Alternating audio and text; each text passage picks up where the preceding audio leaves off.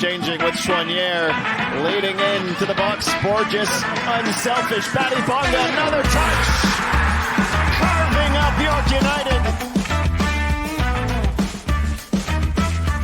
Bahouche is going to score. Oh, space and Matthew on the line. How did that not end up in the back of the net?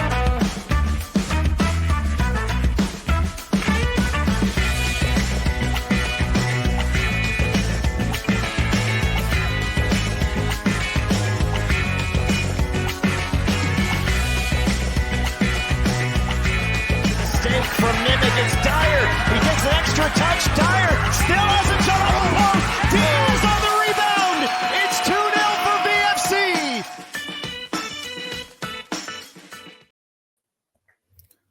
Welcome back to the CPL Newsroom presented by Volkswagen, your weekly Canadian Premier League wrap-up show. I'm Charlie O'Connor-Clarke. That's Mitchell Tierney over there. And we are 2 weekends into the 2024 CPL campaign. Another 4 games in the books. We had one per day this weekend, which is a little bit of a change of pace from last week's triple header on Saturday to kick us off. But 4 very interesting, intriguing games to talk about. Mitchell and I we were there at York yesterday for that 9-5 derby, but we also had Vancouver beating Halifax on Thursday. We had Pacific beating Valor on Friday.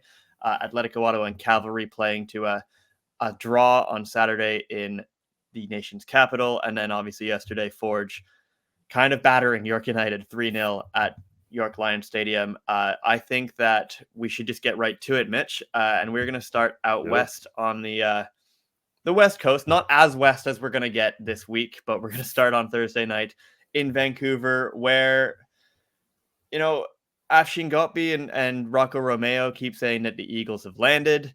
Other people are saying that they're soaring. I don't know really which one it is. I think we got to get that straight at some point and figure that out because they're a little bit contradictory. But either way, Vancouver Football Club 2-0 to start the year. 2 home games, 2 wins. This one 2-0 over last year's third place team, the Halifax Wanderers, thanks to that Rocco Romeo goal that you're seeing right there if you're watching on YouTube, and Alejandro Diaz shortly after. Mitch, this was an exciting game and obviously a fun one to watch if you're a Vancouver fan. What did you maybe see from this one? Yeah, Langley hasn't been a particularly fun place for the Halifax Wanderers, but it has been a fun place to watch football lately. That's for sure. Like you said, we don't know what the Eagles are exactly doing right now, but they are picking up 3 points, and that's what matters right now to a side that didn't do that a whole lot to start last season. So the fact they've already gotten, 6 from a possible 6 is, really encouraging for this team and will only push them on. And, in the early stages of a season like this, sometimes you're living off vibes a little bit. And when the vibes are good, that can be the difference between picking up points and not, and getting out to a good start. And, one side here on, when was that, Thursday, are very clearly getting off to a good start, and the other one there's some question marks about. Yeah, and we'll get to those question marks in a sec, but I want to stick with Vancouver first. You said that the vibes are good. They are incredible out there on the West Coast with this club. So many kind of newcomers to the team really picking up kind of their familiarity. Excuse me, with this group. I thought we agreed on no 3-syllable words. Yeah, that's a little bit too big for this early in the morning when we're recording. It's 11:30, by the way.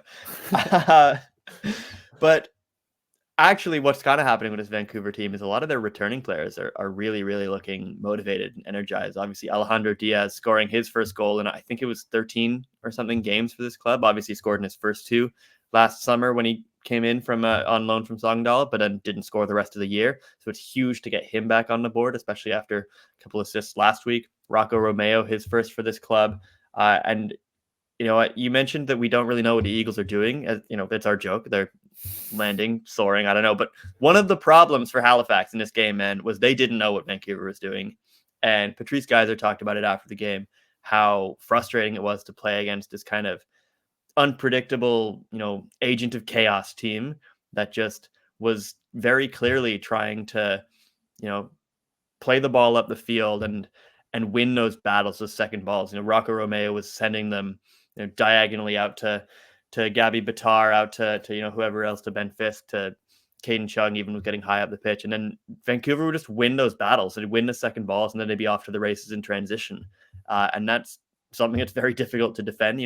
They win a corner to score the first goal, and it's obviously quite poorly defended, I think they'd say. And it's, an unfortunate moment for Jeremy Gagnon-Laparé to, I think maybe just isn't quite fully aware of the time he might have had or the spacing, because he sort of puts it a little bit too powerfully back at his goalkeeper, and there's not a lot that Jan Fillion can do before he spills it. But then the second goal is just a great kind of transitional goal. Moses Dyer gets up there, he brings the ball down, he drives into the box, and then it's that two striker setup that we've talked about with Vancouver, where Alejandro Diaz is right behind him in that spot to score the goal that comes off the post. And that's maybe something that's also a little bit intriguing with this team, right?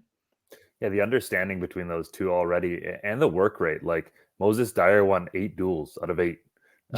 So he dominated up there. And yeah, again, it's Dyer does everything right, like cuts into the box, beats a couple players, takes the ball off Dan Nimick, like some unbelievable moves, and then hits the post. And Diaz is right there. He's right there to follow up on the chance. Like, that's the perfect striker instinct that, maybe we haven't seen the ball fall to Diaz in that way, certainly over the last little while. And he finally gets his goal after an excellent first week where he was kind of the provider for them. Dyer got him behind a few other times. So yeah, that front two and how quickly they've worked out together is really exciting, because I think something we'll talk about certainly on the other side of this match and maybe across the league a little bit is, some of the other new look attacking forces haven't exactly gelled or started to work out so far this year. And that's been a real problem for other teams is getting that production from the number 9. So the fact that, Vancouver are already getting a lot of it is a huge positive. Yeah, absolutely. And before we get into Halifax and what maybe frustrated them here, I just want to hear another voice on Vancouver before we close the book on them, because they are one of the best stories in the league at the moment. And, Rocco Romeo is really in many ways the heart and soul of that team. He's been such a big part of that group, and he's such a vocal leader in that locker room. So let's go back and see what he had to say after starting the season 2-0 in Langley. Yeah, it's amazing. I think us goalkeepers and defenders, we really, when we keep clean sheets, that's like a goal for us. So for myself, and I know probably for David as well, we go crazy over clean sheets, and it's just very contagious. Once we do it, we just want to keep doing it again. And like I said, the boys are very committed to making this home, this home stadium like a fortress where it's difficult for teams to play against or even get a goal, even get a result for that matter. So, like I said, we're never satisfied, and we just need to keep pushing on. Can't get too complacent. Always have to stay humble and grounded, and we'll see everyone in Calgary. We'll see everyone in Calgary, and we are going to talk about that in a sec, because that is a huge game. But Halifax Wanderers, 2 games in BC to start the season within a couple of days of each other. No goals, no points. Mitchell, at this point, how concerned do you think they should be? I think another thing that concerns me is they've got a really tough stretch coming up. I mean, they host Atlético Ottawa, and then they've got Forge on the road, and then they're back against Cavalry, obviously, with the Can Champ game in between those as well against Saint Laurent. But, we saw them start the season slow last year, but they were at least able to pick up points and put in maybe better performances than they did against Pacific. So, look, I mean, in a league as competitive as this, you can't win or lose the season in the first couple of months, I don't believe, but you really don't want to fall behind very quickly because, you'll stay behind. We saw that with a lot of clubs last season where they got off to poor starts and could never really, catch up. So, I think there is a level of concern certainly for Halifax right now, but I think they could quickly turn that around as well. Oh, absolutely. Absolutely. I can remember how long it took them to win their first game of the year last year. I think they didn't win till their 9th game, and they still finished tied for second on points. But, a lot of changes for this Halifax team for this game from the Pacific game on the weekend before. There's 4 really natural central midfielders in this squad, with Rampersad and Gagnon-Laparé kind of holding, and then Caligari and Aiden Daniels sort of dual number 10s up there.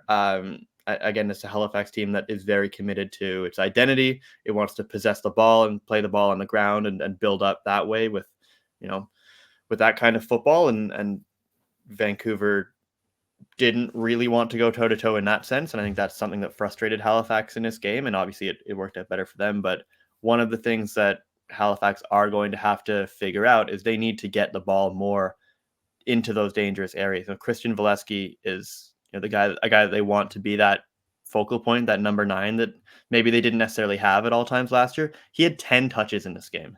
Mm-hmm. That's it. They just couldn't find him. Obviously there's players that are not fully healthy in his squad. Massimo Ferrin is a guy who scored 8 goals last year. He was the most effective attacker for this Halifax team. He only started training a couple weeks ago, so he only had about half an hour in him in this game. Even Aiden Daniels wasn't fully fit, but he went 90 minutes. So, there's a lot still to come for this Wanderers team, but, obviously I don't think there's any reason to panic, but definitely 2 frustrating results where they definitely were not able to impose themselves in the way that they were able to at, later points of the season last year. But anyway, enough from us. Let's go see if Patrice Geyser is concerned. I doubt he is, but let's see what he had to say after this game in Langley. Sometimes you get some bounces, sometimes you don't. This is a game where we fell short on some of the things, but as an example, they hit the post, rebound comes to them, they score. We hit the post, the rebound doesn't come to us. So sometimes you need a little bit of bounces, and you're right, we never lost 2 games in a row, and I think the expectation of wanting to grow the team is something that we have to manage and understand that our aspirations coming into the year was to do even more than last year. And the good news is that everyone's going to talk about tonight, and that's great, but I have to talk about the next 26 games. So whatever it is, we leave it on the field and we move forward. And we were a team that by mid-August, almost September, we were the lowest goals against, so we got to get that back. We were a league that led the league in passes, and I was just looking at the stats right now, and our total shots were the same, the passes are the same, crosses are the same, but they created more dangerous opportunities, and that's kind of where the breakdown is right now. Okay, let's stay in BC, but let's move on from this game. Friday night, Pacific FC, Valor FC. Pacific and Vancouver both staying at home and kind of swapping opponents for this one. Yeah, that's right. But obviously a strong first half from Valor, I think, and maybe sort of similar circumstances to the way they lost in Vancouver. They don't take advantage. Pacific make 3 changes at halftime. They bring on Dada Luke, they bring on Toussaint, they bring on Josh Hurd, and Pacific take over in the second half. Mitch, do you think that 2-0 in this game is a reasonable result, a reasonable summary of the way this game played out, and what did you like about Pacific getting the job done here? I think so, but again, like you said, it's a little unfair to Valor's first half performance. Like, it doesn't tell the full story, but it is a fair result in the way that Pacific came out in the second half. And what I like is this is a big year for James Merriman as a manager.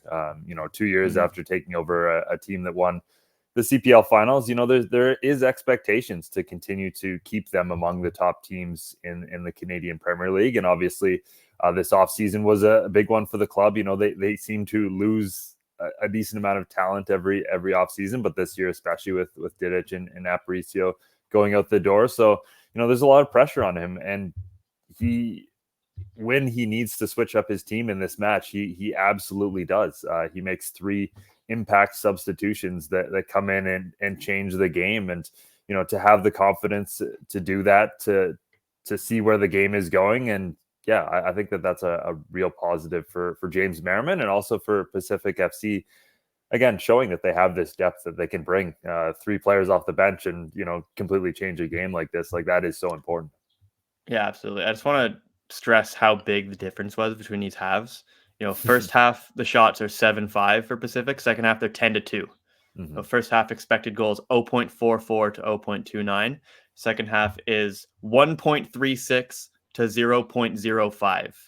Like, they took over in the second half, and largely on the backs of players that were huge difference makers for them last year.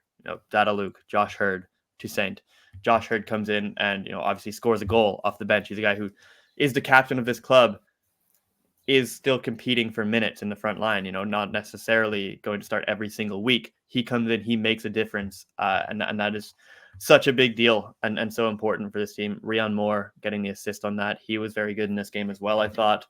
But I think maybe the biggest story for me with Pacific, who, again, 2-0 to start the year, haven't conceded a goal yet, quite impressively. But Sean Young, plays his 100th game for this team, signs a new contract a couple days before. I think it was his 24th birthday on Saturday, and he scores a goal in this game. He is, it's kind of a perfect script for him. So I think he is probably the best voice for us to hear wrap up Pacific's thoughts on this game. So let's go back and let's hear from him. Of course, I'm buzzing with the result. That's 2 in a row at home. I still don't think we've, played, how we want to play or as good as we can.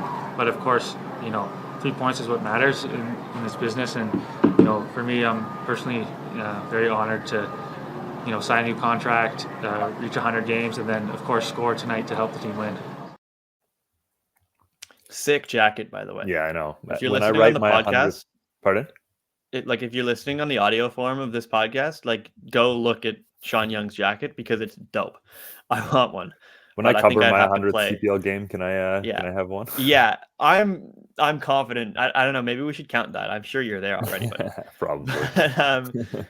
I think we would have to. If I ever play 100 games for Pacific Football Club, I'm going to demand a jacket. Anyway, Valor, very quickly, just to wrap us up.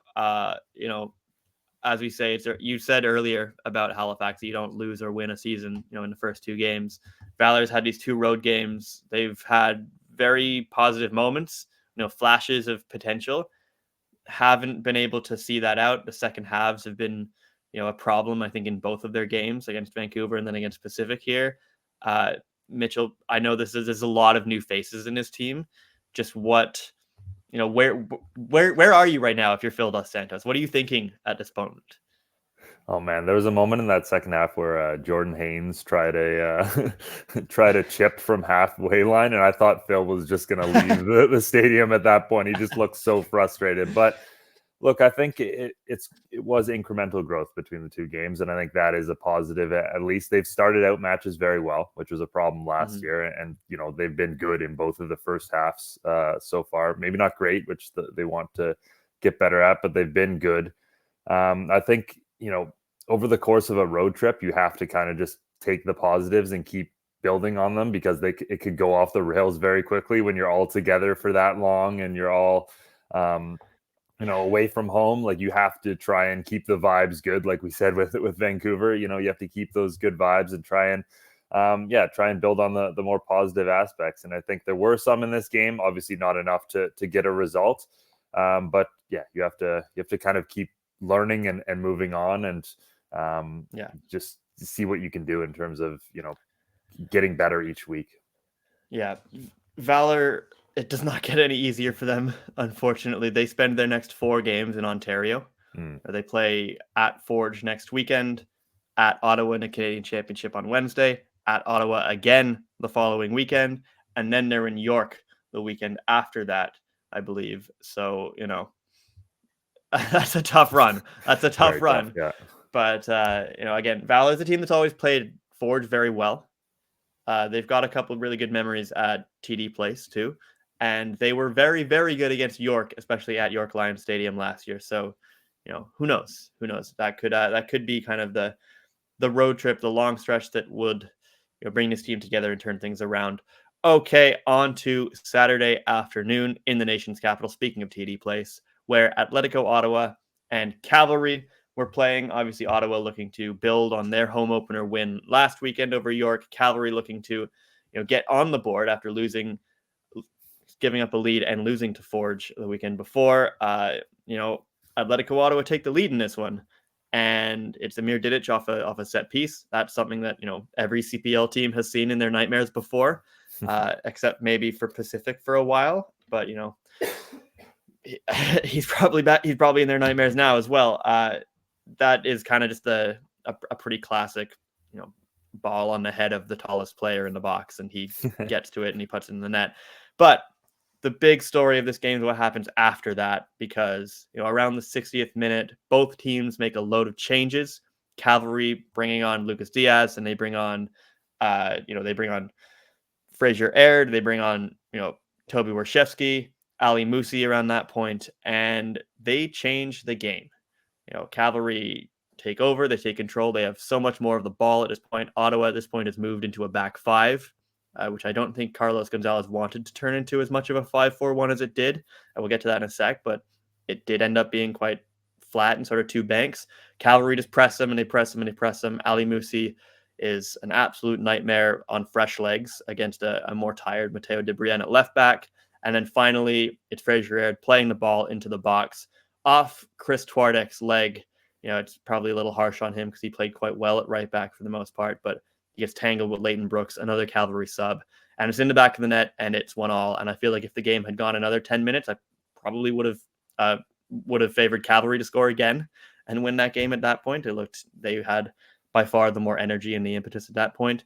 But the story for me on the Cavalry side is how many difference makers they brought off the bench and how big a difference that made. I think that this is something that maybe I don't think there's a team in the CPL that can do that in the way that Cavalry did, with bringing these kinds of players off the bench, change the game, add so much energy, and find that goal. Mitch, this is very, very impressive depth, isn't it? Yeah, and what I also like is the mentality. I mean, obviously it was an own goal, so maybe the celebrations were a little muted, but they get that goal and you see them scoop up the ball and go back to the halfway line. Like, this isn't a side that, with what they did last season, is happy with just 1 point, no matter where they're playing. They want to go for the win, and they have that confidence that, they saw, like you said, they saw where this game was going. They saw that if this game, was a few more minutes, they probably would have picked up the victory. They know they've done it. They know how, vulnerable Ottawa's been in late game moments, in recent years. So I really liked that from them, just seeing that little glimpse of mentality. Like, that's what separates, championship sides from, those who are contenders at this point. Yeah, for sure. And, ironically, Tommy Wheeldon Jr. had no idea it had been given as an own goal until his press conference. He was very confident that it was Leighton Brooks' first goal for the club. That would have been a stone cold celebration. yeah, scoring your first goal for, I think Leighton knew at that point that it hadn't gone off his leg, but he still actually does very well, and I think nearly scored a winner just a couple of minutes after that as well. But anyway, speaking of Tommy Wheeldon Jr., he had to say, I know that Cavalry have had some tougher games at TD Place in the last couple of years, but they're quite thrilled to come out of this one with a point. So let's go back to TD Place and see what he had to say after this game. Yeah, we did. We as soon as we scored, we were going, and that was our thing. As soon as the first goal had gone in, we went to try and get the equaliser, and then we only play one way to try and finish off. And I thought the lads that came on as finishers, Leighton, Toby, Musi, Fraser, and Lucas, give us that extra step. And I think it's important because too often I've left here empty-handed with our team, and I think it's now nice to leave unbeaten against them. Yeah, we mentioned the difference makers off the bench. Okay, to Ottawa. Mitch, I'm going to start here by just reading a quote from Carlos Gonzalez, and then I'm just going to throw to you for your thoughts. Okay? So Carlos was speaking about, that choice to change to a back five after they conceded. And he says that they were feeling through halftime that Cavalry were creating superiorities outside on the flanks. We tried to manage it in a different way for the first 20 to 30 minutes. We managed it with Sissoko dropping a bit, changing the position of Sissoko and Ollie Bassett. But Cavalry were still creating those superiorities, and we weren't reaching those spaces. We felt that was the moment to fix the structure so we could control those intervals and those superiorities. Maybe that message or that structure, instead of matching them up and maintaining the medium-high block and getting to them in a 3v3 in the pressure, made us drop a little bit more. The idea was to do a 5-2-3, not a 5-4-1, that made us drop into straight lines and give them meters to make us drop. The idea was a little different, but we have to keep working because this can happen throughout the season, and it continues to go on. But Mitchell, your thoughts on whether this was a mistake from Ottawa, whether it didn't necessarily execute tactically the way that they'd intended, or maybe Cavalry just took over at that point? Yeah.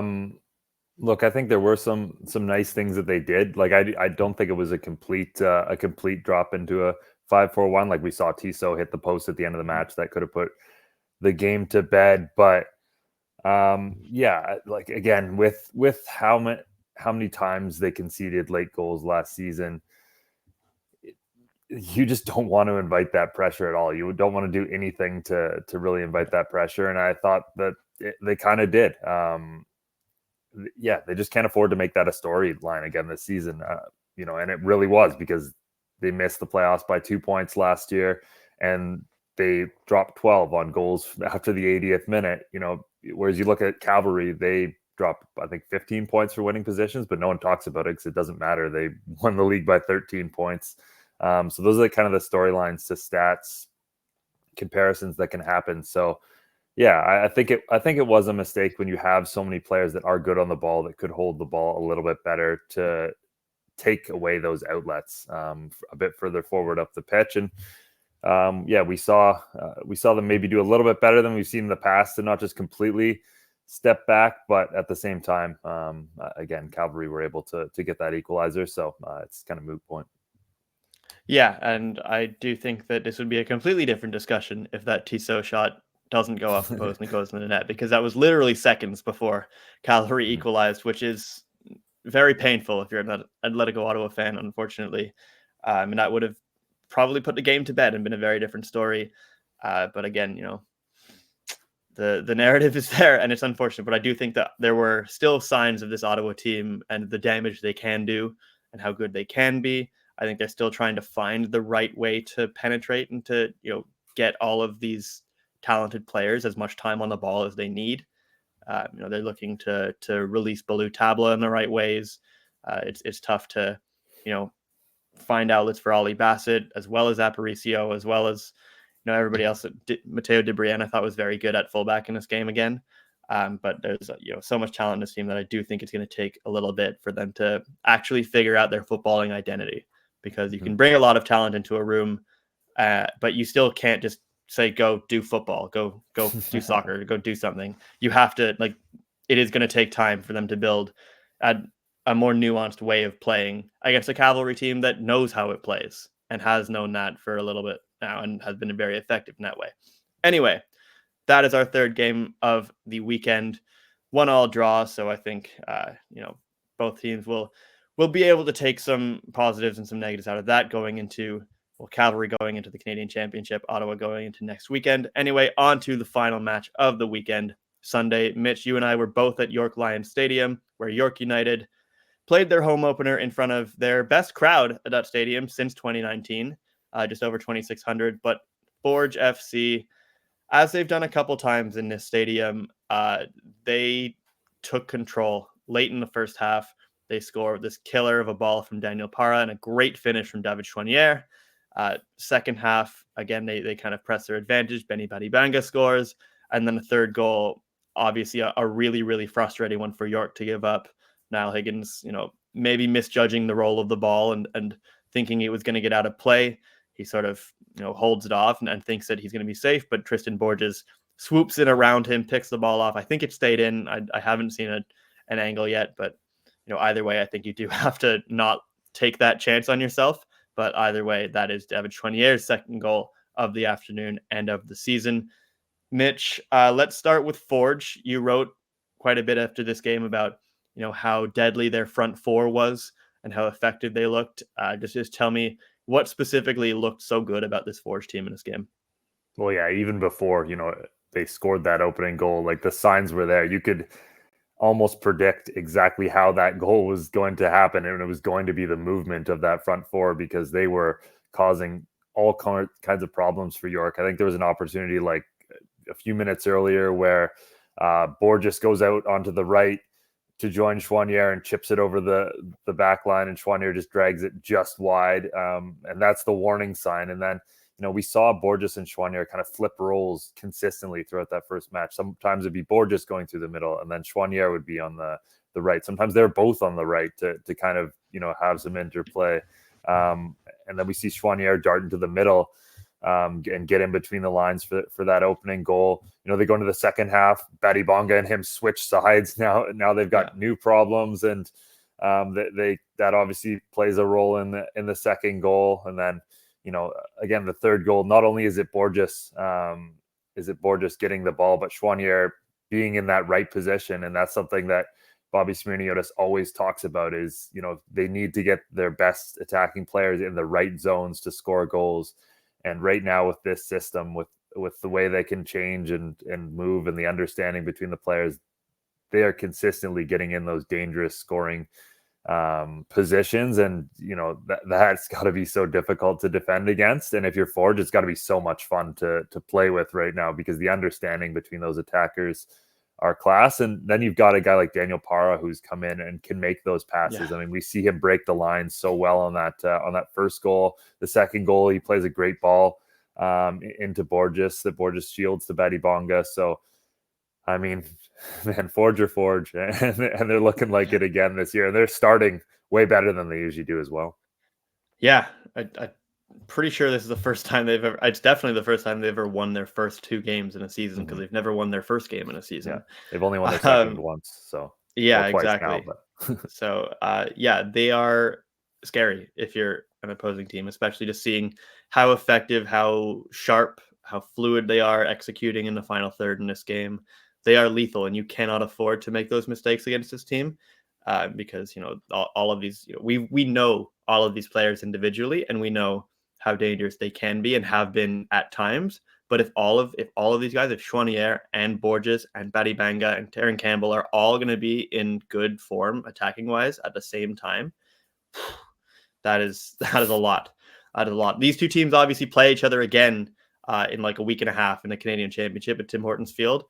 I do not think York will be forgetting this very quickly, because they were going to come back, and arguably they've been better against Forge at Tim Hortons Field than they have at home historically. So we shall see if things change there. But meanwhile, York United in this game, Mitch, we saw a lot of positives in Ottawa in the first game, especially in that first half. They maybe took the foot off the gas a little bit in the second half, as Martin Nash said a little bit. But what did you make of this game? Because I do think the first half again was fairly even, but again, it's that sharpness, that little bit of extra in the final third that I think kind of made a difference, right?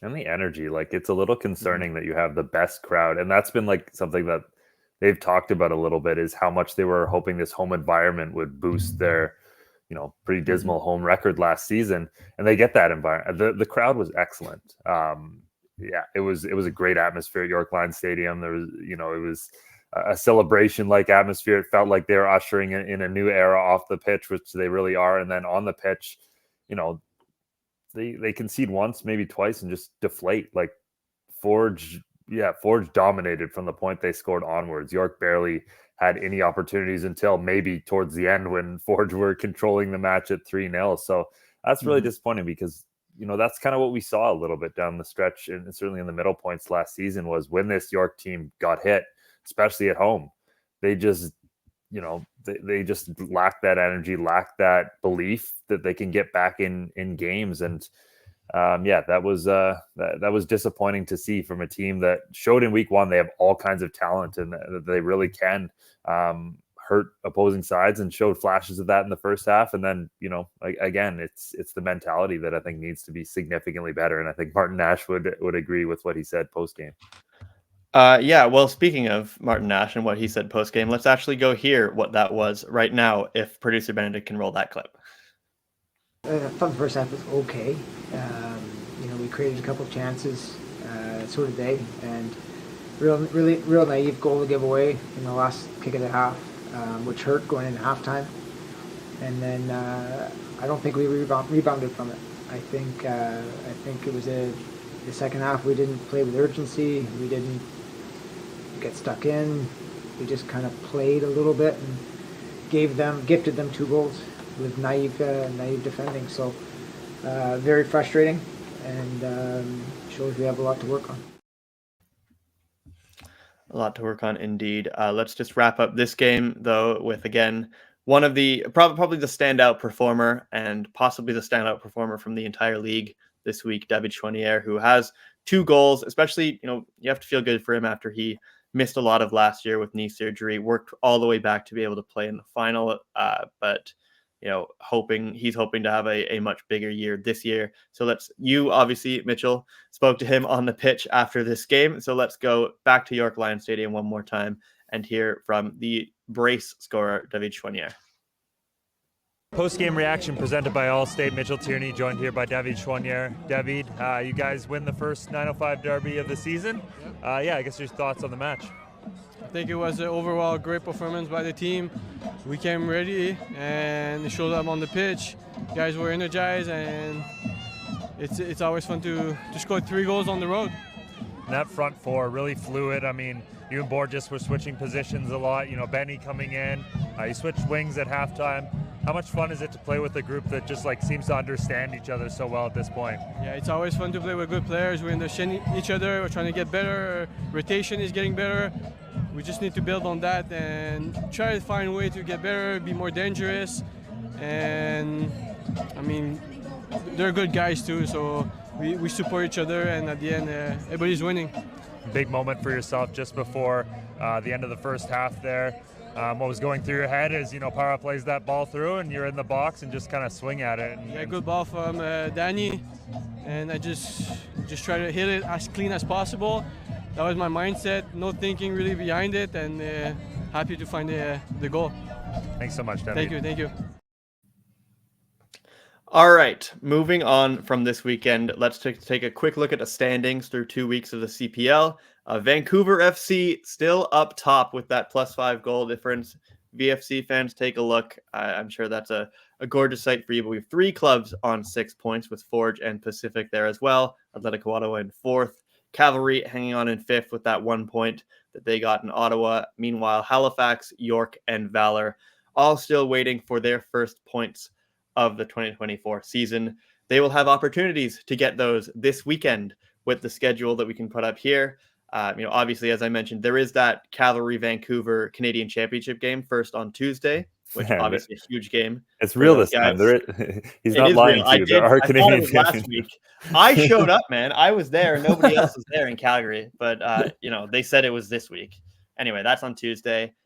Big game. Obviously, both teams want to go get that 2-legged tie with the Vancouver Whitecaps in the Ken Champ. That would be amazing for either of them. But anyway, Friday night, York United and Vancouver FC at York Lions Stadium, 7 o'clock Eastern, 4 Pacific. Halifax Wanderers, their home opener on Saturday, nearly sold out, I believe, against Atlético Ottawa, 2 o'clock Atlantic, 1 o'clock Eastern. Also on Saturday, just after that, Forge FC at home again, taking on Valor, 4 o'clock local time kickoff, 3 o'clock if you are in Winnipeg. And then finally, the TonyBet match of the week on Sunday, April 28th. Cavalry hosting Pacific FC in their first home Canadian Premier League game after their, first game at home in the Can Champ. They're taking on Pacific at 3 o'clock local, 2 o'clock Pacific. Speaking of TonyBet, by the way, you can go to campbell.ca/predictor. You can win $50 gift cards if you just answer questions about the games that week. And obviously, if you are able to get every prediction right, you are able to win a prize of up to $100,000, which is a lot of money. There's trips to the CPL final, a lot on the board. So again, go to campbell.ca/predictor. That's presented by TonyBet. It's a lot of fun. You can test your knowledge of this league. Now we are just about on the edge of the end of this show, but I think we have some stoppage time. I think we got to get like a whistle sound effect or something that we can play in future just to judge this up a little bit. But anyway, producer Benedict is going to come in with some mailbag questions and then I believe some rapid fire questions.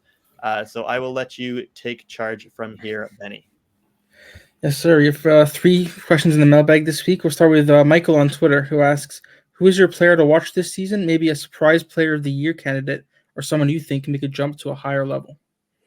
I'll go with Gabby Bitar. I don't know if that's a stealing answer, but with the way Vancouver FC are playing, with the way he finished last season, I think that this is a player who's shown internationally as well. He can maybe reach that next level, and he might be a player of the year shout this year. Yeah, I think I'm going to go with Benny Badimanga. He's just been so electric to watch. He's so fun on the ball. He has played at a high level in Belgium, and just the more and more he kind of gets integrated into this Forge tactical identity, the more it's very clear that he's maybe the perfect kind of player for it. So that's very, very exciting to continue to watch. All right, Benny, next question. Next one comes from Vancouver FC fan Stefan on Instagram, who asks, "Are the Eagles the real deal?" Are the Eagles the real deal? Are they landed? Are they soaring?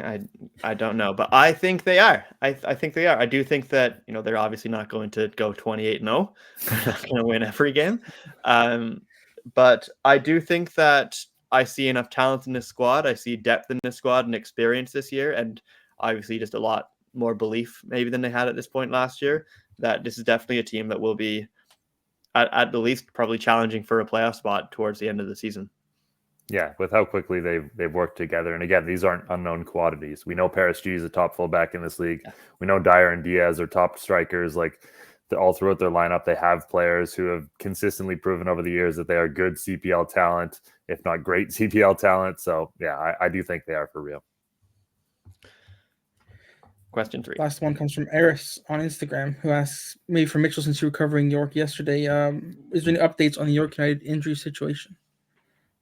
I haven't heard any specific updates. I mean, I saw a lot of the guys around there. We saw Dennis Selenovic. He's back now, so that'll be helpful in attack. But yeah, I think as always, York are kind of dealing with a few injuries, and we'll see. We'll see how many of those guys they can get back over the next few weeks. They have a busy schedule, so we'll find out. Quickly from York's match notes, they say that Juan Cordova is imminent to return with a knock. Brem Samaro had a groin injury. He was on the bench though.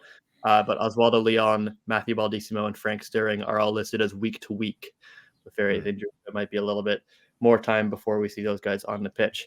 Anyway, Benedict, I believe you've also prepared some of your own rapid fire questions, and we are going to be really quite rapid because we're over 41 minutes here, but I will let you take this for a drive as well.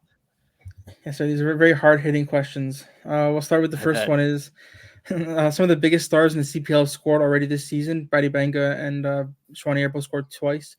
But who do you think of the players who have scored so far will finish the season with the most goals? Mitch, you go first. I'm going to steal an obvious one and go Alejandro Diaz. I think we've seen him score a ridiculous rate before, and with the way Vancouver's creating chances, I can see him, really putting up big numbers again this year. Let's say,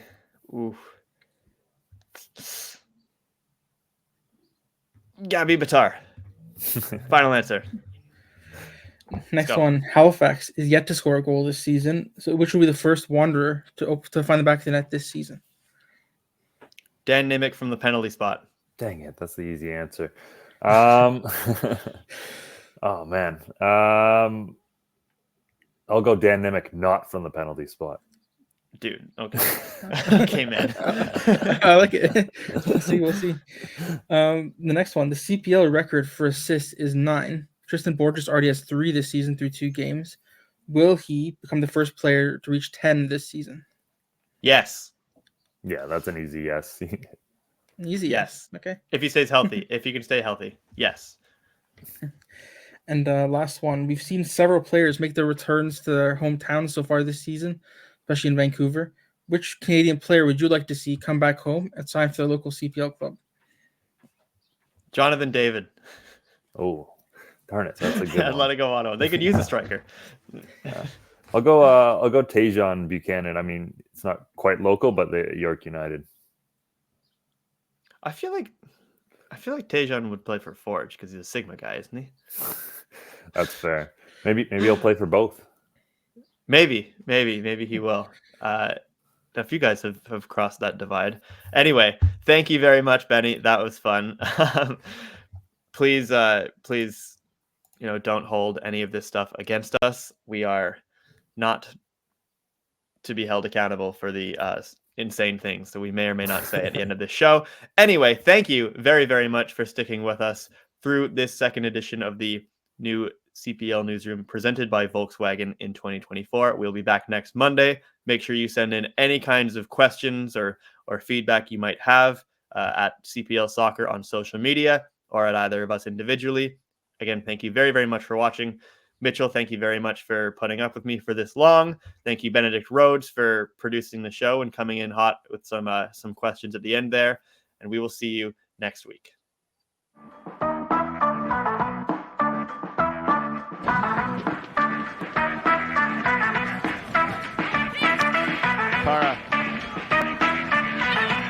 exchanging with Choinière, leading into the box. Borges, unselfish. Batty Bonga, another touch. Carving up York United. Bahouche is going to score. Oh, space and Maki on the line. How did that not end up in the back of the net?